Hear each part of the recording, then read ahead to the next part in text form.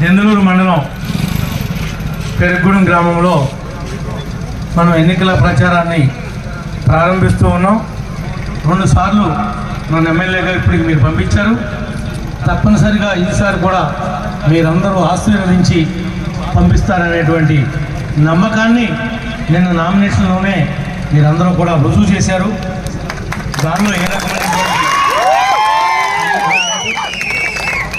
మీరేమైతే ఈ యొక్క ప్రభుత్వం రేపు రాబోయేటువంటి ప్రభుత్వం నుంచి ఆశిస్తూ ఉన్నారో వాటిలన్నింటినీ కూడా తూచా తప్పకుండా అమలు చేస్తాను.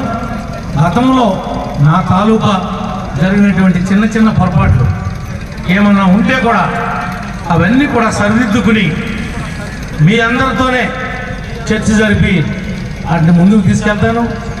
ఈ ప్రధానమైన రహదారిని వెడల్పు చేసింది నేనే, దీన్ని ఆధునీకరించింది నేనే. నేను ఎక్కడి దాకా అయితే వదిలిపెట్టెళ్ళానో ఆ రోడ్లు ఇప్పుడు కూడా అట్లా సింగిల్ రోడ్లు లాగానే మిగిలిపోయినాయి తప్ప వాళ్ళు వచ్చి ఎక్కడ కాస్తంత కూడా వెడల్పు చేయలే. ఈరోజు మరి గోవిందవరగూడెం అన్ని కిలోమీటర్లు సిమెంట్ రోడ్డు శాంక్షన్ చేశానంటే మన ప్రభుత్వంలో నేను శాంక్షన్ చేసి నేను టెండర్ పిలిచా. ఇవాళ కూడా ఆ రోడ్డు పూర్తి చేయలే. మరలా మనం వచ్చిన తర్వాత దానికి మోక్షం తప్ప లేకపోతే మోక్షం లేదని చెప్పి కూడా ఈ సందర్భంగా ఎవరైతే బీసీలు ఉన్నారో